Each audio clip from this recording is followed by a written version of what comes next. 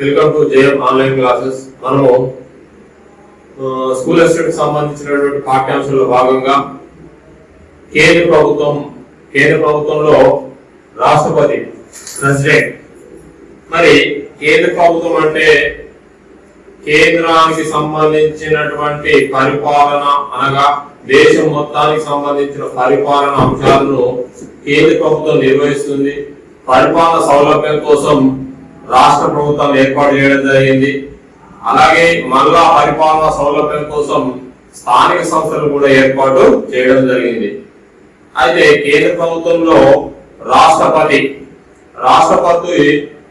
అనే వారు పార్లమెంట్ తరహా ప్రభుత్వ విధానంలో నామమాత్రమైనటువంటి అధికారాలు కలిగి ఉంటారు.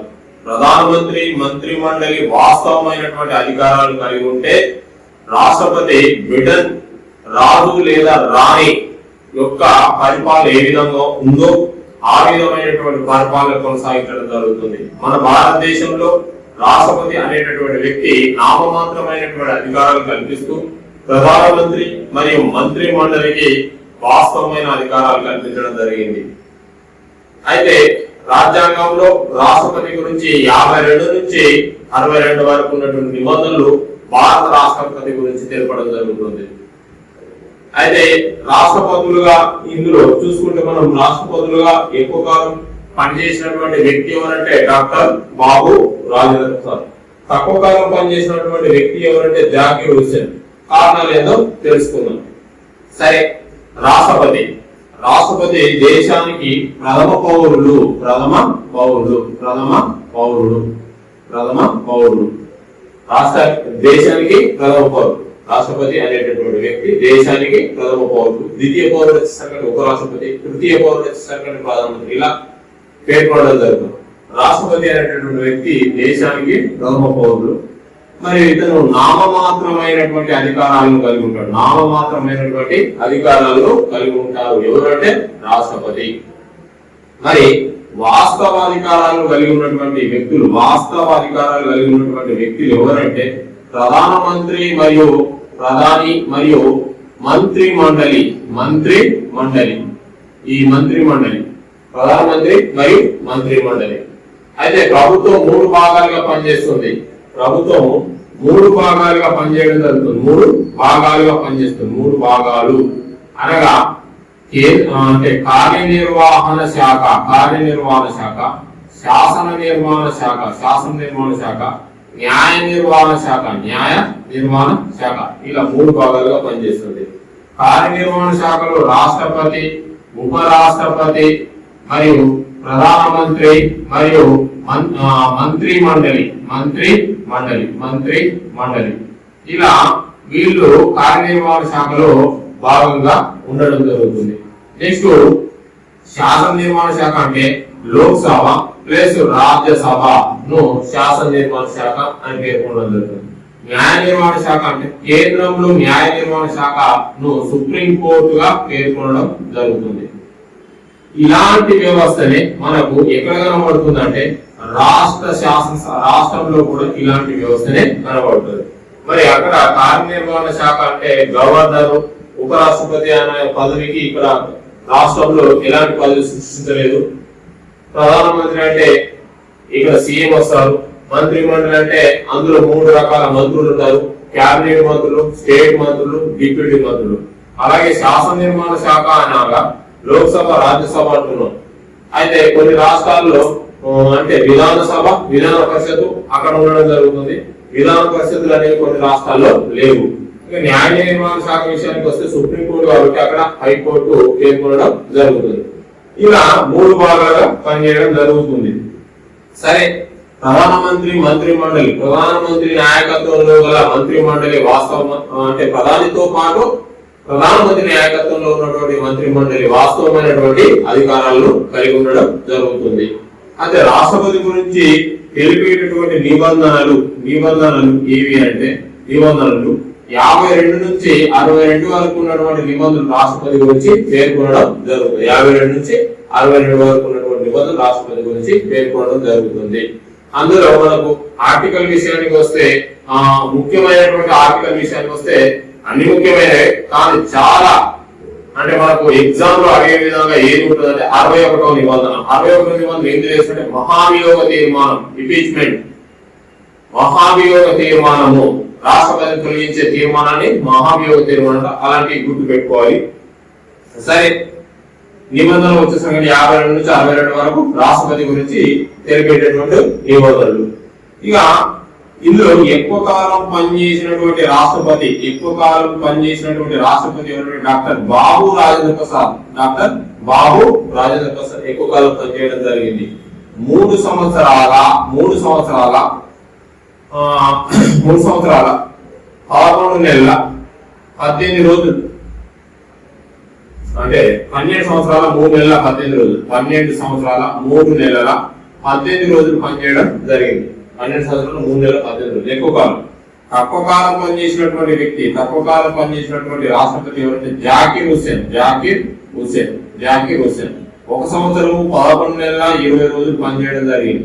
దాదాపు ఇంకో 10 రోజులు పనిచేస్తే దాదాపు 2 సంవత్సరాలు రాష్ట్రపతిగా కొనసాగుతుండే. కానీ పదవిలో ఉండగా మరణించినటువంటి రాష్ట్రపతి ఎవరంటే జాకిర్ హుస్సేన్.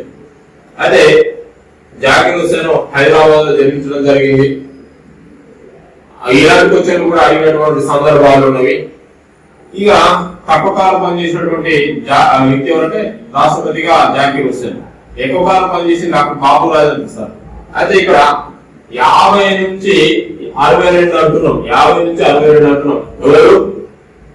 డాక్టర్ బాబు రాజేంద్ర ప్రసాద్. 52 నుంచి 62 అంటే 52లో ఒకసారి ఎన్నికలు జరిగినప్పుడు 5 సంవత్సరాలు, 60 అంటే 57లో ఒకసారి ఎన్నికలు జరిగినప్పుడు 5 సంవత్సరాలు, 10 సంవత్సరాలు అవుతుంది. మరి 12 సంవత్సరాలు 3 నెలల 18 రోజులు ఎలా వచ్చిందంటే 1950 జనవరి 24వ తేదీన రాజ్యాంగం అమల్లోకి తెచ్చేటప్పుడు రాష్ట్రపతిగా ఎవరిని మనం ఎంపిక చేయడం జరిగింది. ఎవరు?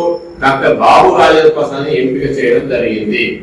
అలా రాష్ట్రపతిగా ఎంపిక చేయడం జరిగింది. అలా 2 సంవత్సరాల 3 నెలల 18 రోజులు పనిచేసినాడు. తర్వాత ఎన్నికలు జరిపితే డాక్టర్ బాబు రాజేంద్ర ప్రసాద్ ఒక పర్యాయం గెలిచినాడు. మళ్ళా 57లో ఎన్నికలు అతను నిలబడినాడు. అప్పుడు 5 సంవత్సరాలు, అనగా మొత్తం ఎన్నికల ద్వారా 10 సంవత్సరాలు, ఎంపికల ద్వారా 2 సంవత్సరాల 3 నెలల 18 రోజులు, మొత్తం ఓవరాల్ గా 12 సంవత్సరాల 3 నెలల 18 రోజులు ఎక్కువ కాలం రాష్ట్రపతిగా పనిచేయడం జరిగింది.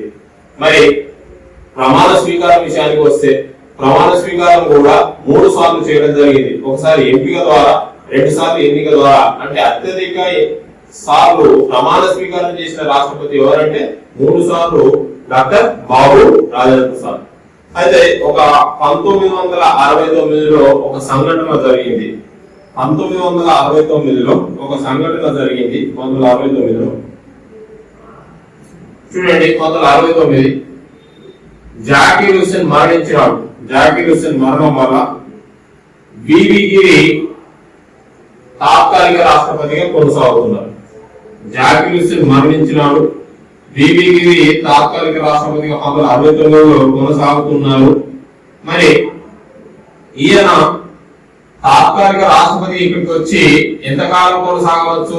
6 నెలలు కొనసాగవచ్చు. అలా 5 నెలలు కొనసాగినాడు.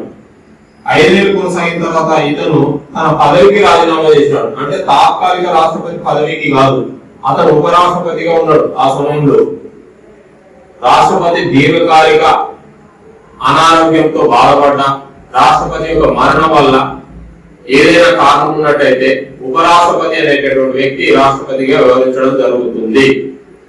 అయితే అలాంటి సందర్భం వచ్చింది.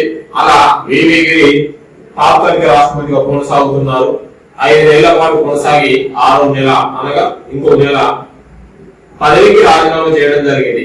ఎంతకాలం తాత్కాలిక రాష్ట్రపతిగా కొనసాగేది 6 నెలల తర్వాత మళ్ళా ఎన్నికలు జరుగుతాయని చెప్పేసి తన పదవికి రాజీనామా చేయడం జరిగింది, ఉపరాష్ట్రపతి పదవికి. ఆ సందర్భంలో భారతదేశంలో తాత్కాలిక రాష్ట్రపతి పదవి లేదు, ఉపరాష్ట్రపతి పదవి కూడా లేదు.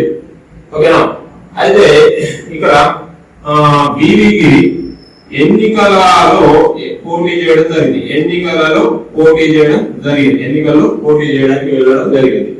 మరి బివి గిరి ఎన్నికల్లో పోటీ చేయడానికి వెళ్తే ఇక్కడ రాష్ట్రపతికి ఎవరు రావడం జరిగిందంటే సుప్రీంకోర్టు ప్రధాన న్యాయమూర్తి. సుప్రీంకోర్టు ప్రధాన న్యాయమూర్తి ఎవరు అంటే మహమ్మద్ ఇదాయతుల్లా రావడం జరిగింది.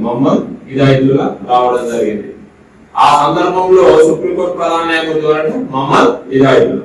మరి మహమ్మద్ హిదాయతుల్లా సుప్రీంకోర్టు ప్రధాన న్యాయమూర్తి అంటే అక్కడ సీనియర్ న్యాయమూర్తి సుప్రీంకోర్టు ప్రధాన న్యాయమూర్తి అవడం జరుగుతుంది. అయితే రాజ్యాంగంలో ఇలాంటి ప్రస్తావన లేదు. అంటే రాష్ట్రపతి లేనట్లయితే ఉపరాష్ట్రపతి తాత్కాలిక రాష్ట్రపతిగా వ్యవహరించవచ్చును. కానీ సుప్రీంకోర్టు ప్రధాన న్యాయమూర్తి రాష్ట్రపతిగా వ్యవహరించాలని రాజ్యాంగం లేదు. కానీ ఆ సమయంలో అలా చేయవలసి వచ్చింది. సుప్రీంకోర్టు ప్రధాన న్యాయమూర్తి తాత్కాలిక రాష్ట్రపతిగా కొనసాగుతూ ఉన్నారు. ఇప్పుడు రాష్ట్రపతి ఎవరు అంటే తాత్కాలిక రాష్ట్రపతిగా మహమ్మద్ హిదాయతుల్లా కొనసాగుతారు. మరి వీళ్ళు ఏమైనారు? ఇక్కడ ఎన్నికల్లో పోటీ చేయడానికి రావడం జరిగింది. ఎలా అంటే స్వతంత్ర అభ్యర్థిగా పోటీ చేయడానికి రావడం జరిగింది. స్వతంత్ర అభ్యర్థిగా పోటీ చేయడానికి ఎవరు వచ్చినారు? బీవీగిరి ఇండిపెండెంట్ అభ్యర్థిగా. మరి అతనికి పోటీగా ఎవరు రావడం జరిగింది అంటే కాంగ్రెస్ పార్టీ నుంచి నీలం సంజీవ్ రెడ్డి రావడం జరిగింది. నీలం సంజీవ్ రెడ్డి. మళ్ళా బీజేపీ పార్టీ నుంచి సిడి దేశ్ముఖ్ రావడం జరిగింది. ఇలా రాష్ట్రపతి ఎన్నికలు కొనసాగుతూ ఉన్నాయి. మరి రాష్ట్రపతి ఎన్నికల్లో ఓట్లలో అంటే కోటా విలువ అనేది రావాలి. ఓట్లలో పోలైనటువంటి ఓట్లలో 50% కంటే ఎక్కువ ఓట్లు రావాలి. మరి 50% కంటే ఓట్లు మొదటి పర్యాయంలో ఎవరికి కూడా రాలేదు. చూద్దాం. మరి మొదటి పర్యాయంలో బీబీగిరికి 44.2, నీలం సంజీవ్ రెడ్డికి 42.3, అలాగే సిడి దేశ్ముఖ్ 13.7 ఓట్లు రావడం జరిగింది. ఇలా రాష్ట్రపతి ఎవరు అంటే ఇక్కడ ఎవరు కూడా కాదు. ఎందుకు అంటే 50% ఓట్లు ఎవరికి కూడా రాలేదు. అలాంటి సందర్భంలో రెండవ ప్రాధాన్యత ఓట్ల ద్వారా మరలా రాష్ట్రపతికి ఎన్నికలు అంటే రెండవ ప్రాధాన్యత ఓట్లు అనగా చివరి రీడింగ్ లో ఉన్నటువంటి ఓట్లు ఎవరైతే ఉన్నాయో వారి ఓట్లను మొదటి పర్యాయంలో ఉన్న వారికి కలపడం జరుగుతుంది. అలా బీవీగిరికి ఇందులో నుంచి సిడి దేశ్ముఖ్ యొక్క ఓట్లను కలపడం ద్వారా స్వతంత్ర అభ్యర్థి అయినటువంటి బీవీగిరి రాష్ట్రపతికి కావడం జరిగింది. చూద్దాం. మరి ఇక్కడ 13.7 అంటున్నాం, 7.3, 6.2, 6.4 ఇలా ఓట్లు రావడం జరిగింది. 48.7 ఇక్కడ 51.5. చూడండి, 55% కంటే ఎక్కువ ఓట్లు బీవీగిరికి రావడం జరిగింది. కాబట్టి ఇప్పుడు రాష్ట్రపతి ఎవరు అంటే రెండో పర్యాయ ఓట్ల ద్వారా వచ్చినటువంటి వ్యక్తి బీవీగిరి. ఇప్పుడు రాష్ట్రపతి ఎవరు అంటే బీవీగిరి. చూడండి, మహమ్మద్ హిదాయతుల్లా సుప్రీంకోర్టు ప్రధాన న్యాయమూర్తి ఉన్నారు. మరి ఆయన తన పదవికి అక్కడ సుప్రీంకోర్టు ప్రధాన న్యాయమూర్తిగా వెళ్ళడం జరుగుతుంది. ఈ సందర్భంలో ఈ మధ్య కాలంలో జరిగినటువంటి సమయాన్ని ఇక్కడ తీసుకోవాలి. అనగా ఇప్పటి వరకు సుప్రీంకోర్టు ప్రధాన న్యాయమూర్తి రాష్ట్రపతిగా వ్యవహరించినారంటే ఒకే ఒక్కసారి 1969లో. అది కారణం ఏంటంటే జాకిర్ హుస్సేన్ మరణం. జాకిర్ హుస్సేన్ మరణం వల్ల బీవీగిరి రావడం జరిగింది. బీవీగిరి ఎన్నికల్లో పోటీ చేయడం వల్ల సుప్రీంకోర్టు ప్రధాన న్యాయమూర్తి మహమ్మద్ హిదాయతుల్లా రాష్ట్రపతిగా కొనసాగినాడు. మళ్ళా ఎన్నికల్లో ఎవరు రావడం జరిగింది? బీవీగిరి. ఎలా? స్వతంత్ర అభ్యర్థిగా పోటీ చేసి రాష్ట్రపతిగా కావడం జరిగింది. అలా నీలం సంజీవ్ రెడ్డి రాష్ట్రపతి ఎన్నికల్లో కాంగ్రెస్ అభ్యర్థిగా నిలబడి ఓడిపోవడం జరిగింది. సిడి దేశ్ముఖ్ యొక్క ఓట్లను స్వతంత్ర అభ్యర్థికి కాంగ్రెస్ పార్టీ అభ్యర్థికి కలపడం వల్ల ఈ స్వతంత్ర అభ్యర్థి అయినటువంటి బీవీగిరి ఓట్లలో లీడింగ్ రావడం వల్ల రెండో ప్రాధాన్యత ఓట్ల ద్వారా బీవీగిరి రాష్ట్రపతి కావడం జరిగింది. ఇక బీవీగిరి 1969 అంటే ఈ సమయంలో ఎన్నికలు జరిగినాయి. ఒక 1 month లో ఆ 1 month లో బీవీగిరికి మళ్ళా రాష్ట్రపతిగా కావడం జరిగింది. అలా బీవీగిరి 69 నుంచి 74 వరకు 5 సంవత్సరాలు రాష్ట్రపతిగా కొనసాగింది. తాత్కాలిక రాష్ట్రపతిగా కూడా కొనసాగినారు 5 నెలల పాటు. తర్వాత మహమ్మద్ హిదాయతుల్లా 1 నెల పాటు ఎన్నికలు జరిగే సందర్భంలో ఇది మాత్రం ఖచ్చితంగా గుర్తు పెట్టుకోవాలి. ఎందుకోసం అంటే చాలా ఇంపార్టెంట్. రాష్ట్రపతి లేనప్పుడు తాత్కాలిక రాష్ట్రపతి ఎవరు వ్యవహరిస్తారంటే వైస్ ప్రెసిడెంట్, ఉపరాష్ట్రపతి కూడా ఖాళీ ఏర్పడితే సుప్రీంకోర్టు ప్రధాన న్యాయమూర్తి వ్యవహరించడం జరుగుతుంది. నెక్స్ట్ స్వతంత్ర అభ్యర్థులుగా, ఇందులో స్వతంత్ర అభ్యర్థులుగా పోటీ చేసిన వాళ్ళలో ఒకే ఒక వ్యక్తి ఎవరంటే రాష్ట్రపతుల విషయానికి వస్తే బీవీగిరి. అలాగే ఇప్పటి వరకు స్వతంత్ర అభ్యర్థులుగా పోటీ చేసిన వాళ్ళలో ఇంకొక వ్యక్తి కూడా ఉన్నారు, బైరామ్ సింగ్ షెకావత్. ఎక్కడ అంటే 2007లో కాంగ్రెస్ అభ్యర్థిగా ప్రతిభా పాటిల్ పోటీ చేసేది. మరి ఈమె పైన పోటీ చేసినటువంటి వ్యక్తి ఎవరంటే స్వతంత్ర అభ్యర్థి బైరాన్ సింగ్ షెకావత్. ఆయన ఎక్కడొచ్చున్నాడంటే ఏపీజే అబ్దుల్ కలాం రాష్ట్రపతిగా వివరించినప్పుడు బైరాన్ సింగ్ షెకావత్ ఇక్కడ వైస్ ప్రెసిడెంట్ గా ఉన్నటువంటి వ్యక్తి. ఇక్కడ అతనికి ఏ పార్టీ కూడా సీటు ఇవ్వకపోవడం చేత అతను స్వతంత్ర అభ్యర్థిగా ప్రతిభా పాటిల్ పైన పోటీ చేయడం జరిగింది. కానీ బైరాన్ సింగ్ షెకావత్ ఓడిపోవడం జరిగింది. చూడండి, మరి స్వతంత్ర అభ్యర్థులుగా పోటీ చేసినటువంటి రాష్ట్రపతుల్లో ఓడిపోయినటువంటి వ్యక్తి అంటే బైరాన్ సింగ్ షెకావత్. స్వతంత్ర అభ్యర్థులుగా పోటీ చేసిన వారు ఎంతమంది అంటే ఇద్దరు, ఒకటి బివి గిరి, రెండు బైరాన్ సింగ్ షెకావత్. అయితే బైరాన్ సింగ్ షెకావత్ ఓడిపోవడం జరిగింది. నెక్స్ట్ ఇందులో రాష్ట్రపతుల విషయానికి వస్తే ఏకగ్రీవంగా ఎన్నికైనటువంటి రాష్ట్రపతి ఎవరు? ఏకగ్రీవంగా చూడండి, నీలం సంజీవ్ రెడ్డి 1977 నుంచి 82 వరకు ఏకగ్రీవంగా అయినటువంటి రాష్ట్రపతి. ఏకగ్రీవం చూడండి, నీలం సంజీవ్ రెడ్డి ఏకగ్రీవంగా అయినటువంటి రాష్ట్రపతి. మొదటి పర్యాయంలో 69 సమయంలో రాష్ట్రపతిగా కాంగ్రెస్ అభ్యర్థిగా పోటీ చేసినటువంటి వ్యక్తి నీలం సంజీవ్ రెడ్డి. ఆ సమయంలో ఓడిపోవడం జరిగింది. మరి 1971 నుంచి ఇందిరాగాంధీ ప్రధానమంత్రి ఉన్నప్పుడు ఇతను 5వ లోక్సభకు స్పీకర్ గా వ్యవహరించినాడు. స్పీకర్ పదవికి రాజీనామా చేయడం చేత రాష్ట్రపతిగా ఆమె ఇందిరాగాంధీ ఎవరినంటే ఏకగ్రీవంగా అప్పుడు ఎలాంటి పోటీ లేకుండా స్పీకర్ గా ఉన్నటువంటి నీలం సంజీవ్ రెడ్డిని రాష్ట్రపతిగా ఏం చేయడం జరిగింది? ఎంపిక చేయడం జరిగింది. అలా రాష్ట్రపతిగా నీలం సంజీవ్ రెడ్డి 1977 నుంచి 82 వరకు పనిచేయడం జరుగుతుంది. అతి చిన్న వయసులో రాష్ట్రపతి పదవిని అలంకరించినాడు. అనంతపూర్ డిస్టిక్ లో ఇల్లందు గ్రామానికి చెందినటువంటి వ్యక్తి. మరి రాష్ట్రపతి ఎన్నికల్లో పోటీ చేసి మొదటి పర్యాయంలో ఓడిపోయినటువంటి వ్యక్తి ఎవరంటే నీలం సంజీవ్ రెడ్డి. నెక్స్ట్ ఈ రాష్ట్రపతి 1969 విషయానికి వస్తే తాత్కాలిక రాష్ట్రపతిగా వ్యవహరించిన సుప్రీంకోర్టు తాత్కాలిక రాష్ట్రపతిగా వ్యవహరించిన సిజేఐ ఎవరంటే మొహమ్మద్ ఇదాయతుల్లా.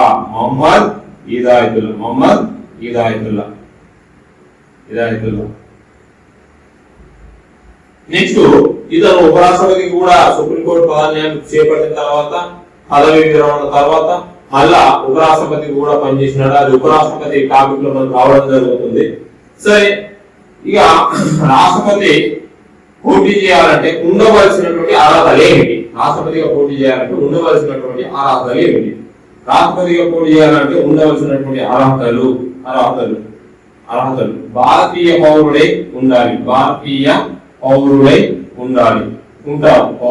ఉండాలి. మరియు 35 సంవత్సరాలు నిండి ఉండాలి. గరిష్ట వయసు ఎంత ఉండాలంటే గరిష్ట వయసుతో సంబంధం లేదు. సుప్రీంకోర్టు ప్రధాన న్యాయమూర్తి, హైకోర్టు ప్రధాన న్యాయమూర్తి అలాంటి వారికి గరిష్ట వయో పరిమితి అనేది ఉంటుంది. కనిష్ట వయో పరిమితి వాళ్ళకి ఉండదు. కనిష్ట వయో పరిమితి ఉన్న వాళ్ళకి గరిష్ట వయో పరిమితి ఉండదు. గరిష్ట వయో పరిమితి ఉన్న వారికి కనిష్ట వయో పరిమితి అనేది ఉండదు. 35 సంవత్సరాలు రాష్ట్రపతికి నిండి ఉండాలి. మరియు అంటే పార్లమెంట్ లోక్సభలో చట్టసభలు అనగా లోక్సభ అండ్ రాజ్యసభ. ఈ చట్టసభలలో సభ్యత్వము ఉన్నా పర్వాలేదు, కానీ రాష్ట్రపతి పదవికి పోటీ చేసేటప్పుడు ఉన్నా కూడా పర్వాలేదు. కానీ రాష్ట్రపతి పదవిని ప్రమాణం స్వీకారం చేసే రోజున మాత్రము ఇతను పదవికి రాజీనామా చేయవలసి ఉంటుంది. ఒకటి. రెండోది, కేంద్ర ప్రభుత్వ రాష్ట్ర ప్రభుత్వ ఉద్యోగులు ఎవరైనా ఉన్నట్టయితే వాళ్ళు రాష్ట్రపతి పదవికి పోటీ చేసినట్టయితే వాళ్ళు మాత్రం ఖచ్చితంగా రాష్ట్రపతి అంటే తమ యొక్క పదవులకు ప్రభుత్వ ఉద్యోగాలకు రాజీనామా చేసి రాష్ట్రపతి పదవికి పోటీ చేయవలసి ఉంటుంది. ఇలా రాష్ట్రపతి మరి ఇతను రాష్ట్రపతిగా పోటీ చేయాలంటే డిపాజిట్ ఎంత చేయాలి? 15,000 రూపాయలు డిపాజిట్ చేయాలి. 15,000 రూపాయలు డిపాజిట్ చేయాలి. డిపాజిట్ తిరిగి రావాలంటే 1/6 సీట్లు రావాలి. ఒకటి గుర్తు పెట్టుకోండి, ఢిల్లీ నుంచి గల్లీ దాకా అనగా రాష్ట్రపతి నుంచి సర్పంచ్ వరకు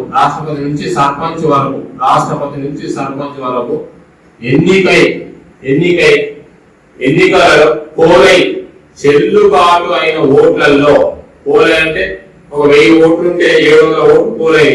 700 ఓట్లలో ఒక 100, 150, 200 ఓట్లు ఏమవుతాయి? కాలిపోవడం, అనగా అవి చెల్లవు, అంటే అవి సరిగా పడకపోవడం అలాంటివి జరుగుతూ ఉంటది. కాబట్టి అలాంటి ఓట్లు తీసివేయగా ఇప్పుడు పోలైన ఓట్లు ఏమి అంటే 700, అందులో చెల్లుబాటు అయినటువంటి ఒక 200 చెల్లలేదు, అలాంటి తీసివేయక మిగిలిన ఓట్లు ఏంటంటే 500.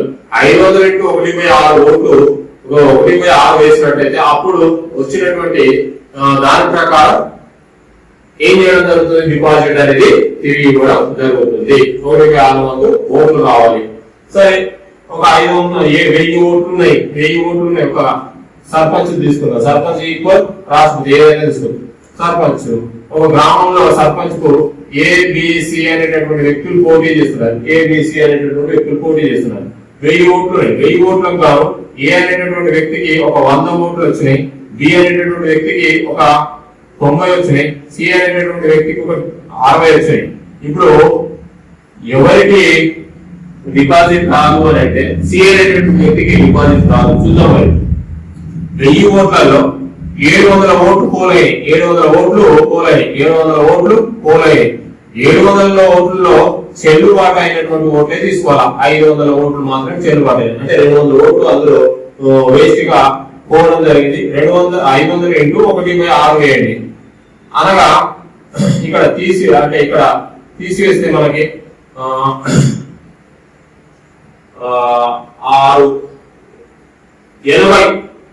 80 పైన వచ్చిన వాళ్ళకి ఏమొస్తుంది? డిపాజిట్ అనేది తిరిగి రావడం జరుగుతుంది. మరి 80 పైన ఎవరికి వచ్చినాయి? ఏకి వచ్చినాయి. మరి ఎవరికి వచ్చినాయి? బికి వచ్చినాయి. సికి రాలేదు కాబట్టి ఇప్పుడు సికి డిపాజిట్ రాదు. అయితే ఏబిసిలలో సర్పంచ్ పదవి ఎవరికి వస్తుంది? ఏకి ఎక్కువ వచ్చినాయి కాబట్టి ఓట్లు ఏకి సర్పంచ్ పదవి వస్తుంది, మరియు డిపాజిట్ తిరిగి వస్తుంది.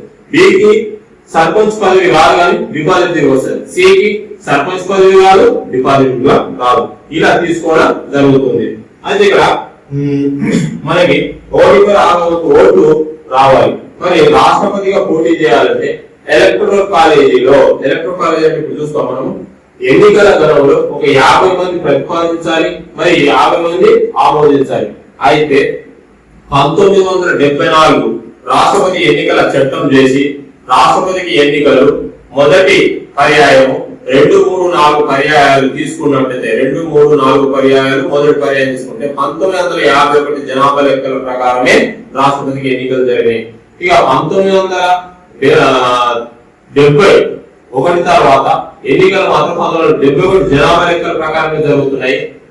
ఇప్పటి వరకు కూడా ప్రజెంట్ 2017లో రామ్నాథ్ కోవింద్ రాష్ట్రపతిగా అయినటువంటి వ్యక్తి కూడా ఏ జనాభా లెక్కల ఆధారంగా రాష్ట్రపతి అయినాడంటే 2017 జనాభా లెక్కలు కాదు, 2011 కూడా కాదు, 1971 జనాభా లెక్కల ప్రకారం తీసుకోవడం జరుగుతుంది. 1971 అంటే డెలిమినేషన్ కమిషన్ 1951, 61, 71 చేసినారు. 2001 జనాభా లెక్కల ప్రకారం 2002లో డెలిమినేషన్ కమిషన్ ఏర్పాటు చేసినారు. కానీ డెలిమినేషన్ కమిషన్ ఈ లోక్సభ, రాజ్యసభ నియోజకవర్గాల సరిహద్దు నిర్ణయించింది కానీ సంఖ్యను నిర్ణయించలేదు. అదే అప్పుడే చెప్పడం జరిగింది ఏంటంటే 2026 తర్వాత లోక్సభ, రాజ్యసభ నియోజకవర్గాల సంఖ్య నిర్ణయించడం జరుగుతుంది. అది కూడా 2030 జనాభా లెక్కల ప్రకారం 31 జనాభా లెక్కల ప్రకారం అప్పుడు ఆ సంఖ్యను పెంచడం జరుగుతుందని ఎవరంటే డెలిమినేషన్ కమిషన్ చెప్పడం జరిగింది. అదే లోక్సభలో సంఖ్యను పెంచుకోవాలనుకుంటే ఎంతమందిని పెంచుకోవచ్చు? 7గురిని పెంచుకోవచ్చు. రాజ్యసభలో కూడా పెంచుకోవాలంటే ఒక 5గురిని పెంచుకోవచ్చు. 245 ఉన్నారు కాబట్టి గరిష్టంగా 250 అనగా 5గురిని పెంచుకోవచ్చు. 545 లోక్సభలో ఉన్నారు కాబట్టి 552 అనగా 7గురిని పెంచుకోవచ్చు. అయితే ఇక్కడ ఎంతమంది ప్రతిపాదించాలి అంటే 50 మంది ప్రతిపాదించాలి, మరియు 50 మంది ఆమోదించాలి. 50 మంది ప్రతిపాదించాలి, 50 మంది ఆమోదించాలి. అలాగే మన రెండవ పౌరుడైనటువంటి ఉపరాష్ట్రపతి విషయానికి వస్తే, ఉపరాష్ట్రపతి పదవికి పోటీ చేసినటువంటి అభ్యర్థికి 15,000 డిపాజిట్ చేస్తాడు. ఎన్నికల గణంలో మాత్రం 20 మంది ప్రతిపాదించాలి, 20 మంది ఆమోదు. ప్రతిపాదించడం మీన్స్ ఎన్నికల గణంలో ఉన్నటువంటి సభ్యుల్లో ఇతను సరైనటువంటి వ్యక్తి అని చెప్పేసి ఒక 50 మంది చేతులు ఎత్తాలి. మరి ఇంకొక 50 మంది అంటే ఒక పత్రం పైన సంతకం పెట్టి ఇవ్వవలసి ఉంటుంది. అలా పోటీ చేసే ముందే 50 మంది ప్రతిపాదించాలి, 50 మంది ఆమోదించాలి. అదే ఇది 1997 నుంచి అమలులోకి వస్తుంది. అనగా 1997 కంటే ముందు ఎంతమంది ఉంటే 20 మంది ప్రతిపాదించాలి, 20 మంది ఆమోదించవలసి ఉంటుండే. అదే రాష్ట్ర ఉపరాష్ట్రపతికి అయితే 10 మంది ప్రతిపాదించాలి, 10 మంది ఆమోదించవలసి ఉంటుండే. సరే, అర్హతలు భారతీయ పౌరులై ఉండాలి, 30 సంవత్సరాలు నిండి ఉండాలి, చట్టసభలో సభ్యత్వం ఉండరాదు, 15 డిపాజిట్ చేయాలా, 50 మంది ప్రతిపాదించాలా, 50 మంది ఆమోదించవలసి ఉంటుంది. నెక్స్ట్ మరి రాష్ట్రపతి ఎన్నికలు పోటీ చేసే ముందు మరి ఎన్నికల్లో ఎవరు నిర్వహిస్తారు? రాష్ట్రపతికి ఎన్నికలు ఎవరు నిర్వహిస్తారో చూద్దాం. రాష్ట్రపతికి ఎన్నికలు నిర్వహించేది భారత ఎన్నికల సంఘం ఎన్నికలు నిర్వహిస్తుంది. రాష్ట్రపతికి ఎన్నికలు నిర్వహించేది భారత ఎన్నికల సంఘం ఎన్నికలు నిర్వహిస్తుంది. మరి భారత ఎన్నికల సంఘము అంటున్నాం కదా, ఈ భారత ఎన్నికల సంఘం ఇక్కడ చూడండి, భారత ఎన్నికల సంఘం అంటున్నాం. భారత ఎన్నికల సంఘం ఎన్నికలు నిర్వహిస్తుంది.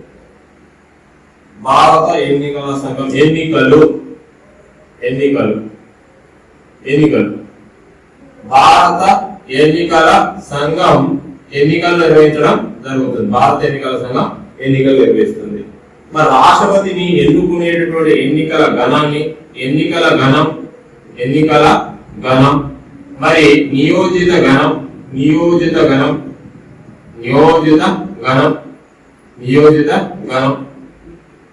ఎలక్టరల్ కాలేజీ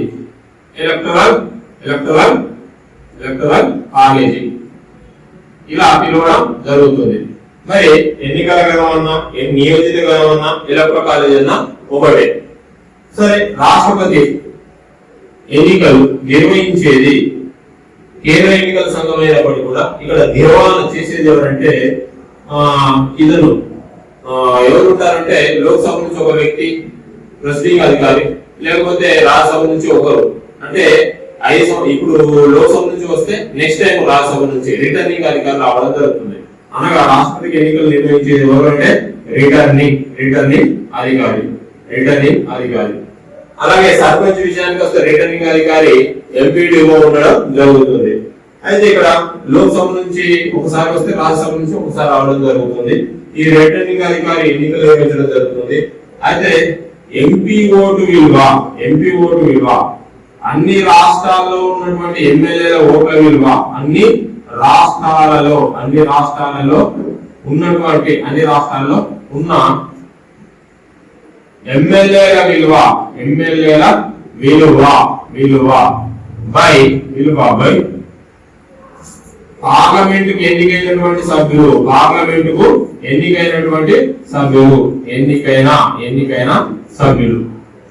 అన్ని రాష్ట్రాల్లో ఉన్నటువంటి ఎమ్మెల్యేల ఓట్ల విలువ పార్లమెంట్ కి ఎన్నికైనటువంటి సభ్యులు అన్ని రాష్ట్రాల్లో ఉన్నటువంటి ఎమ్మెల్యేల ఓట్ల విలువ 4120 వస్తుంది. అలాగే పార్లమెంట్ కి ఎన్నికైనటువంటి సభ్యులు అనగా పార్లమెంట్ అనగా 545, లోక్సభ రాజ్యసభ 245. చూడండి, మొత్తం ఎంత వస్తుంది? 790 వస్తుంది. కానీ ఇది తప్పు, 790 అనేది తప్పు. ఎందుకోసం అంటే పార్లమెంట్ కి ఎన్నికైన సభ్యులు అంటే ఇందులో ఇద్దరిని తీసేయాలా, ఇందులో 12 మందిని తీసేయాలి. మొత్తం ఎంత వస్తారు? 776 వస్తారు. ఎవరు అంటే రాష్ట్రపతి ఎన్నికలలో వీరు పాల్గొనరు. లోక్సభకు రాష్ట్రపతి ఇద్దరిని నామినేట్ చేశాడు, అలాగే రాజ్యసభకు 12 మంది నామినేట్ చేయడం జరుగుతుంది. వీళ్ళు రాష్ట్రపతి ఎన్నికల్లో పాల్గొనరు. ఎందుకు అనగా వీళ్ళని రాష్ట్రపతి నామినేట్ చేయడం జరుగుతుంది కాబట్టి వీళ్ళే రాష్ట్రపతి ఎన్నికల్లో పాల్గొనకుండా రాజ్యాంగం వాళ్ళకి చేయడం జరిగింది. సరే, 776 అన్ని రాష్ట్రాల్లో ఉన్నటువంటి ఎమ్మెల్యేల ఓట్ల విలువ +1. ఇది ఎంపీ యొక్క ఓటు విలువ రావడం జరుగుతుంది. అలాగే ఎమ్మెల్యే ఓటు విలువ అనగా రాష్ట్ర జనాభా బై రాష్ట్రంలో ఉన్నటువంటి ఎమ్మెల్యేల సంఖ్య. చూడండి, మన 1971 జనాభా లెక్కల ప్రకారం రాష్ట్రపతికి ఎన్నికలు నిర్వహిస్తున్నారు కాబట్టి ఆంధ్రప్రదేశ్ అప్పుడు జనాభా 4,34,424 అనేది ఉన్నది. మరి 4,34,424 బై ఎమ్మెల్యేల సంఖ్య అంటే 294 తీసుకోవడం జరుగుతుంది.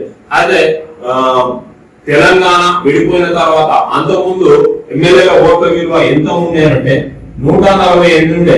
బైఫర్కేషన్ అంటే రాష్ట్రం విడిపోకన్నా ముందు ఆంధ్రప్రదేశ్ యొక్క ఎమ్మెల్యే ఓటు విలువ 148. మరి ఇప్పుడు ఆంధ్రప్రదేశ్ యొక్క ఎమ్మెల్యే ఓటు విలువ 158, తెలంగాణ యొక్క ఎమ్మెల్యే ఓటు విలువ 133. అంటే ఇక్కడ బైఫర్కేషన్ జరిగిన తర్వాత జనాభా లెక్కలు ఓన్లీ తెలంగాణ ఆంధ్ర తీసుకొని ఇక్కడ ఇవ్వడం జరిగింది. ఇలా ఎమ్మెల్యే ఓటు విలువ అంటే ఇక్కడ 1000 అనేది ఖచ్చితంగా వేయాలి. ఇంటూ 1000 రాష్ట్ర జనాభాపై ఎమ్మెల్యేల సంఖ్య ఇంటూ 1000. అలాగే ఉత్తరప్రదేశ్ తీసుకున్నాం, ఒక 20 కోట్ల జనాభాపై ఎమ్మెల్యేల సంఖ్య 403 ఇంటూ 1000. అలా అత్యధికంగా ఎమ్మెల్యే ఓటు విలువ కలిగి ఉన్నటువంటి రాష్ట్రం ఏదంటే ఉత్తరప్రదేశ్ 208. అతి తక్కువ ఎమ్మెల్యే ఓటు విలువ కలిగి ఉన్నటువంటి రాష్ట్రం ఏదంటే సిక్కిం 7. అలాగే నాగాలాండ్, అరుణాచల్ ప్రదేశ్ 8 గలవు. మరి తెలంగాణ విషయానికి వస్తే 133, ఆంధ్రప్రదేశ్ విషయానికి వస్తే 158. బైఫర్కేషన్ జరగక ముందు ఎంత అంటే ఆంధ్రప్రదేశ్ యొక్క ఎమ్మెల్యే ఓటు విలువ 148. సరే, ఇవన్నీ ఎవరు చూసుకుంటారు? రిటర్నింగ్ అధికారి చూసుకుంటారండి. ఎవరు చూసుకుంటారు? రిటర్నింగ్ అధికారి చూసుకోవడం జరుగుతుంది.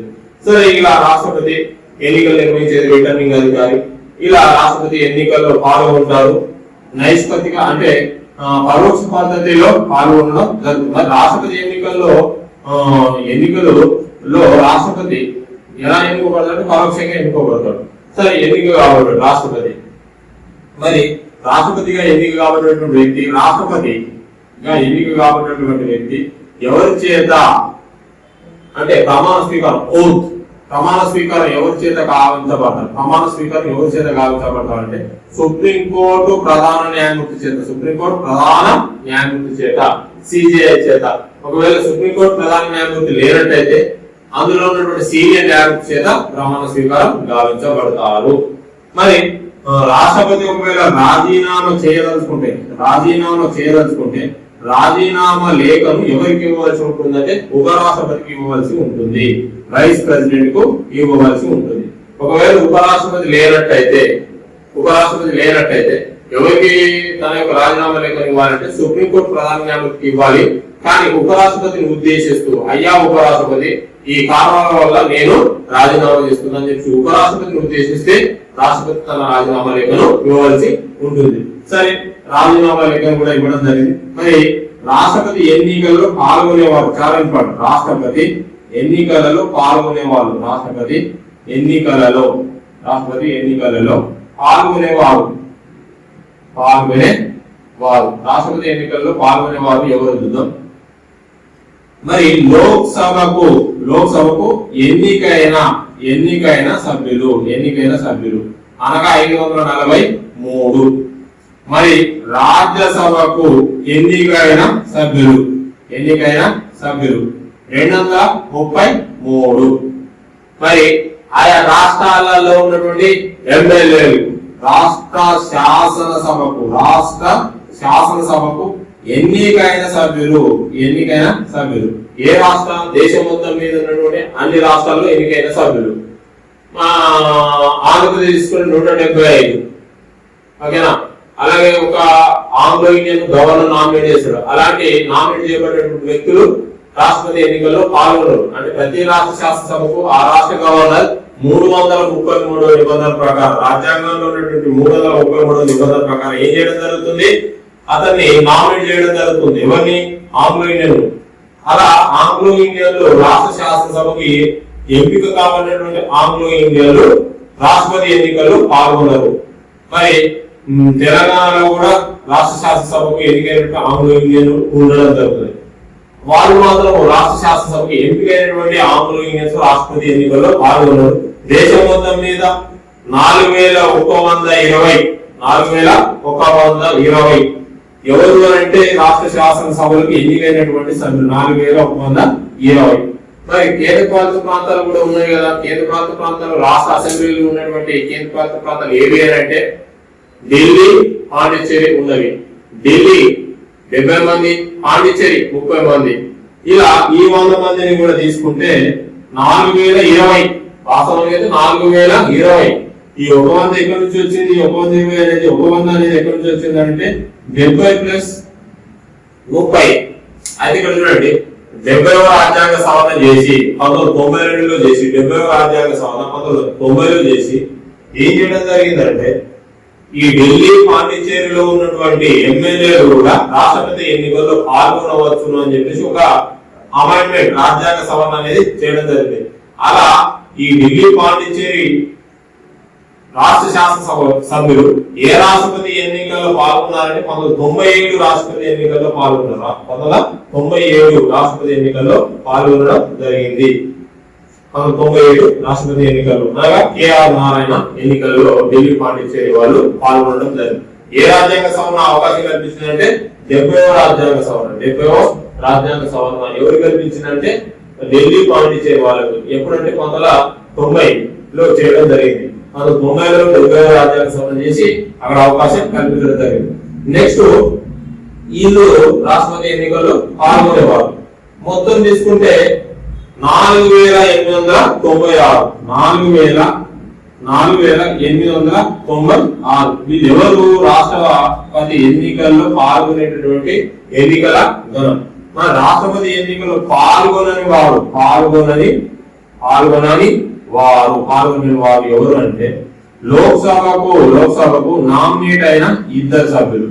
ఇందులో ఇద్దరు సభ్యులు. రాజ్యసభకు నామినేట్ అయినటువంటి 12 మంది సభ్యులు. రాజ్యసభకు నామినేట్ అయినటువంటి 12 మంది సభ్యులు. నెక్స్ట్ రాష్ట్ర శాసనసభకు నామినేట్ అయినటువంటి ఆంగ్లో ఇండియన్స్. అలాగే వివిధ రాష్ట్రాలలో ఎమ్మెల్సీలు ఉన్నారు కదా, ఎమ్మెల్సీలు ఆ రాష్ట్రాల్లో ఉన్నారు. మన టెక్స్ట్ బుక్ ప్రకారం అయితే 7 రాష్ట్రాలు. ఆ రాష్ట్రాల్లో ఉన్నటువంటి ఎమ్మెల్సీలు రాష్ట్రపతి ఎన్నికల్లో పాల్గొన్నారు. ఇలా రాష్ట్రపతి ఎన్నికల్లో పాల్గొనే వారు ఎవరంటే 4896. అది ఇక్కడ చూడండి ఇంపార్టెంట్ అంశం ఏంటంటే ఇక్కడ ఇంపార్టెంట్ గా ఉన్నటువంటి అంశం ఏంటంటే ఇది ఇక్కడ రాష్ట్రపతి ఎన్నికల్లో రాష్ట్ర శాసనసభ సభ్యులు పాల్గొన్నారు. కానీ రాష్ట్రపతి తొలగింపులో వీళ్ళు పాల్గొన్నారు. ఎవరు? రాష్ట్ర శాసనసభ సభ్యులు పాల్గొన్నారు. మరి ఎవరు పాల్గొనవచ్చు? పార్లమెంట్ అనగా రాష్ట్రపతిని తొలగించేది ఎవరంటే పార్లమెంట్ అంటారు. పార్లమెంట్ అనగా లోక్సభ, రాజ్యసభ. లోక్సభ అనగా 545, రాజ్యసభ అనగా 245. అనగా ఎవరు పాల్గొంటారు? రాష్ట్రపతి తొలగింపులో. ఎన్నికల్లో పాల్గొనకపోయినా తొలగింపులో పాల్గొనే వాళ్ళు ఎవరు అంటే నామినేటెడ్ సభ్యులు. అలాగే రాష్ట్రపతి తొలగింపులో పాల్గొనకుండా ఎన్నికల్లో పాల్గొనేది ఎవరంటే రాష్ట్ర శాసనసభ సభ్యులు. సరే, రాష్ట్రపతిని తొలగించేది ఎవరు అనగా పార్లమెంటు తొలగిస్తుంది. ఎలా తొలగిస్తుంది అంటే మహాభియోగ తీర్మానం ద్వారా తొలగించడం జరుగుతుంది. రాష్ట్రపతి తొలగించేది ఎవరు? పార్లమెంటు. ఎలా తొలగిస్తుంది అంటే మహాభియోగ తీర్మానం ద్వారా. ఇంపీచ్మెంట్ ఎలా అంటే తొలగింపు మహాభియోగ తీర్మానం ద్వారా తొలగించడం జరుగుతుంది. సరే, చూద్దాం రాష్ట్రపతిని తొలగించేటటువంటి విధానం ఏదైతుందో చూద్దాం. రాష్ట్రపతి యొక్క తొలగింపు. రాష్ట్రపతిని తొలగించేది ఎలా అంటే ఎవరు అంటే పార్లమెంట్ తొలగిస్తుంది. ఎలా తొలగిస్తారంటే మహాభియోగ తీర్మానం. పార్లమెంట్ ఎలా తొలగిస్తుందో చూద్దాం. మహాభియోగ తీర్మానం ద్వారా. మహాభియోగ తీర్మానం. సరే, రాష్ట్రపతి పార్లమెంటు నుండి అంటే ఎలా తొలగిస్తారంటే రాజ్యాంగబద్ధమైనటువంటి వ్యతిరేకత ఉన్నప్పుడు, అవినీతికి దుష్ప్రవర్తనకు పాల్పడినట్టయితే రాష్ట్రపతి తొలగించడం జరుగుతుంది.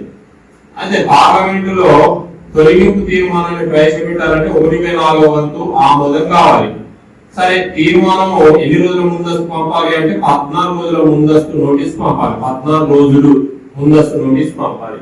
సరే, లోక్సభ నుంచి పంపితే 1/4 వంతు, రాజ్యసభ నుంచి పంపితే 3/4 వంతు ముందస్తు నోటీసు రాష్ట్రపతి తొలగిస్తున్నట్టు 14 రోజుల ముందస్తు నోటీస్ ఇవ్వవలసి ఉంటుంది. అయితే ఇందులో ఏ లోక్సభ నుంచి పంపాలి? రాజ్యసభ పంపితే, లోక్సభ అంటే తీర్మానం ముందుగా ఏ సభలోనైనా ప్రవేశపెట్టవచ్చు. అలాగే ఉపరాష్ట్రపతి తొలగించాలంటే ఖచ్చితంగా రాజ్యాంగంలో 67 నిబంధనల ప్రకారం మనం గత 8th క్లాస్ లో కేంద్ర ప్రభుత్వము పార్లమెంట్ అనే టాపిక్ లో రాజ్యసభ గురించి నేర్చుకునేటప్పుడు రాజ్యసభకు ప్రత్యేక అధికారం ఏంటంటే ఉపరాష్ట్రపతి తొలగించాలంటే 67 నిబంధనల ప్రకారం ముందు తొలగింపు తీర్మాన నోటీసును రాజ్యసభ నుంచి పంపాలి, లోక్సభ నుంచి పంపకూడదు. కాబట్టి ఇక్కడ రాష్ట్రపతి విషయానికి వస్తే ఏ సభ నుంచి అయినా పంపవచ్చు. సరే, రాజ్యసభ నుంచి అయినా పంపవచ్చు అంటే పంపవచ్చు, లోక్సభ నుంచి అయినా పంపవచ్చు అంటే 14 రోజుల ముందస్తు నోటీస్ పంపాలి. సరే 14 రోజుల అనంతరం పార్లమెంటు ఉభయ సభల సంయుక్త సమావేశం అనేది ఉండదు. రండి, పార్లమెంట్ లో లోక్సభ 2/3 మెజార్టీతో ఆమోదించాలి. లోక్సభ ఆమోదించిన తర్వాత రాజ్యసభ కూడా 2/3 మెజార్టీతో ఆమోదించాలి. ఒకవేళ రాజ్యసభ 2/3 మెజార్టీతో ఆమోదించినా లోక్సభ ఆమోదించాలి, ఎక్కడైనా పర్వాలేదు. ఈ రెండు సభలు ఉభయ సభలు ప్రత్యేకంగా విడివిడిగా 2/3 మెజార్టీతో ఆమోదిస్తే అప్పుడు రాష్ట్రపతి అనేటువంటి వ్యక్తి ఏమవుతారు? తొలగించబడతారు. రాష్ట్రపతి అనేటువంటి వ్యక్తి తొలగించడం జరుగుతుంది.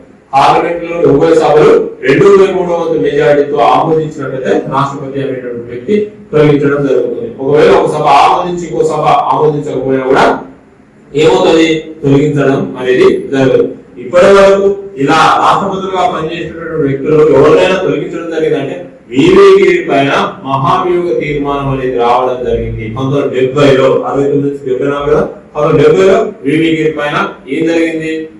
తొలగింపు తీర్మానం రావడం జరిగింది. కానీ కొన్ని కారణాల వల్ల అతను క్షమాపణ చెప్పుకోవడం వల్ల ఆ మహాభియోగ తీర్మానం రద్దు చేయడం జరిగింది.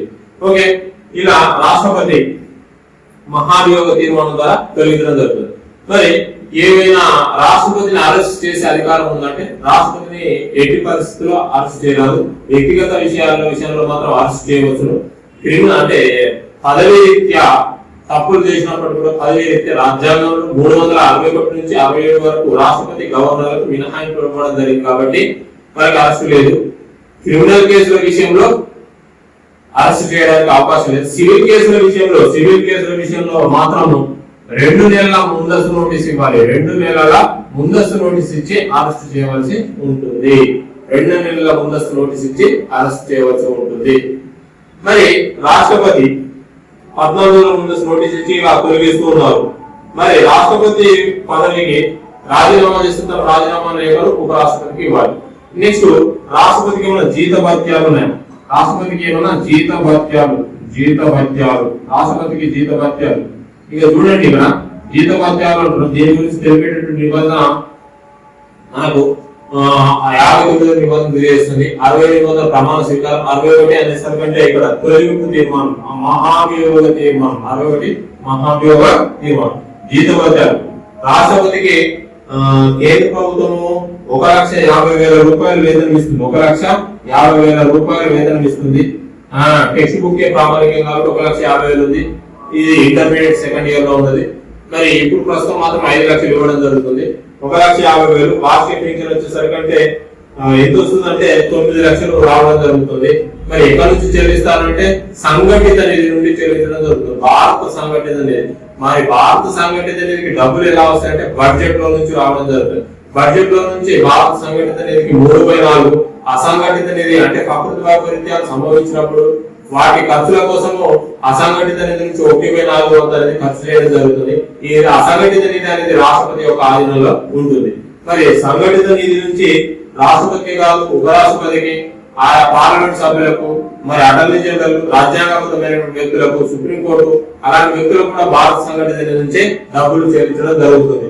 సరే, ఆర్థిక అత్యవసర పరిస్థితి 360 నిబంధనల ప్రకారం ఎమర్జెన్సీని ఏర్పాటు చేసినప్పుడు, నేషనల్ ఎమర్జెన్సీ, అది ఆర్థిక ఫైనాన్షియల్ ఎమర్జెన్సీ ఏర్పాటు చేసినప్పుడు, ఆర్థిక అత్యవసర పరిస్థితి ఏర్పాటు చేసినప్పుడు రాష్ట్రపతి గవర్నర్ యొక్క వేతనం తగ్గించడానికి అవకాశం లేదు. మరి రాష్ట్రపతి యొక్క నివాస భవనాలు ఎక్కడైనా ఉన్నాయా? రాష్ట్రపతి యొక్క భవనాన్ని రాష్ట్రపతి భవనం అని పిలుస్తారు. రాష్ట్రపతి భవన్ అని పిలవడం జరుగుతుంది. రాష్ట్రపతి భవన్ అని పిలుస్తారు. రాష్ట్రపతి యొక్క భవనాన్ని రాష్ట్రపతి భవన్ అని పిలుస్తారు. మరి రాష్ట్రపతి యొక్క భవనాన్ని రాష్ట్రపతి భవన్ అని పిలుస్తారు. మొదట బ్రిటిష్ వారి కాలంలో ఇక్కడ వైస్ రాయలు ఉండేవారు కాబట్టి దీన్ని వైస్ రీగల్ లాడ్జ్ అని పిలవడం జరుగుతుంది. అలాగే రాష్ట్రపతి యొక్క అధికార నివాస భవనాలు భారతదేశంలో ఎక్కడైనా ఉన్నట్టే శీతాకాల విడిది కేంద్రం ఎక్కడ ఉందంటే బొల్లారం, సికింద్రాబాద్ లో ఉన్నది బొల్లారం. అలాగే వేసవి విడిది కేంద్రం బొల్లారంలో ఏముందంటే శీతాకాల విడిది కేంద్రం. వేసవి విడిది కేంద్రము హిమాచల్ ప్రదేశ్ రాజధాని అయినటువంటి సిమ్లాలో కలదు. ఇలా అధికార నివాస భవనాలు కలవు రాష్ట్రపతి. ఇది రాష్ట్రపతికి సంబంధించినటువంటి ఇంట్రడక్షన్. మరి రాష్ట్రపతికి అధికారాలు ఏమైనా ఉన్నాయా? రాష్ట్రపతికి 3 రకాల అధికారాలు ఉన్నాయి. ఒకటి సాధారణ అధికారాలు, 2 అత్యవసర అధికారాలు, 3 విచక్షణ అధికారాలు. సాధారణ అధికారాల విషయానికి వస్తే రాష్ట్రపతికి శాసనాధికారాలు, కార్యనిర్వహణాధికారాలు, ఆర్థిక అధికారాలు, న్యాయాధికారాలు, సైనిక అధికారాలు, దౌత్య అధికారాలు గలవు. మరి సైనిక దౌత్య అధికారాలు లేనటువంటి రాష్ట్రాల్లో ప్రథమ పౌరుడైనటువంటి గవర్నర్ సైనిక దౌత్య అధికారాలు లేవు. అలాగే అత్యవసర అధికారాలు లేవు. సరే, ఇలా సైనిక దౌత్య అధికారాలతో పాటు అత్యవసర అధికారాలు కూడా జాతీయ అత్యవసర పరిస్థితి 352, రాష్ట్రాల్లో అత్యవసర పరిస్థితి అనగా రాజ్యాంగ అత్యవసర పరిస్థితి అంటారు దీన్ని. రాష్ట్రపతి పాలన 356. మరి ఆర్థిక అత్యవసర పరిస్థితి, ఆర్థిక అత్యవసర పరిస్థితి అంటే ఆర్థిక సంక్షోభం ఏర్పడినప్పుడు ఆర్థిక అత్యవసర పరిస్థితి. ఇలా రాష్ట్రపతికి 3 రకాల అత్యవసర పరిస్థితులు ఇవ్వడం జరిగింది. నెక్స్ట్ విచక్షణ అధికారాలు. విచక్షణ అధికారాలు అంటే తన యొక్క విచక్షణాధికారంతో ఎలాంటి కార్యక్రమాలు చేపట్టవచ్చును అనేది కూడా ఉంటుంది. సరైన మెజారిటీ రానప్పుడు పార్లమెంట్ లోక్సభకు సరైన మెజారిటీ రానప్పుడు తన విచక్షణాధికారంతో బలాన్ని నిరూపించుకునే విధంగా ఒకవేళ సమయం ఇచ్చేసి రాష్ట్రపతి ఏం చేయవచ్చునంటే ఎన్నికలు జరపకుండానే తనకు నచ్చినటువంటి వ్యక్తిని ప్రధానమంత్రి కూడా చేయవచ్చు. అలాంటి సందర్భం ఎప్పుడైనా వచ్చిందంటే 1996లో అటల్ బిహారీ వాజ్పేయి, అంటే అతిపెద్ద పార్టీ అయినటువంటి అటల్ బిహారీ వాజ్పేయి పార్టీ ఎన్నికల్లో సరైనటువంటి మ్యాజిక్ ఫిగర్ రాలేదు. 273 స్థానాలు రావాలి. ఏ పార్టీకి కూడా మెజారిటీ రానందున ఇతనికి ఒక నెల రోజులు టైం ఇచ్చేసి ఆ సమయంలో 1996 అంటున్నాం. ఎవరున్నారంటే శంకర్ దయాళ్ శర్మ ఉన్నారు. ఆ అటల్ బిహారీ వాజ్పేయికి ప్రధానమంత్రి పదవి ఇవ్వడం జరిగింది. కానీ అతను మెజారిటీ నిరూపించుకోలేదు. ఒక 13 రోజులే ప్రధానమంత్రిగా పనిచేసి పదవికి రాజీనామా చేయవలసి వచ్చింది.